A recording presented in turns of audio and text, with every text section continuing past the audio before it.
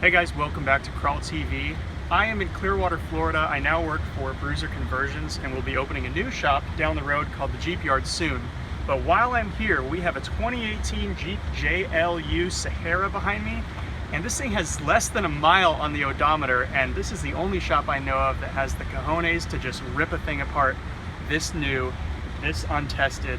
They're gonna create a JLU crew out of this truck in the next 3 months or so. So we're gonna give you a fast forward view of what that looks like right here. Let's get started.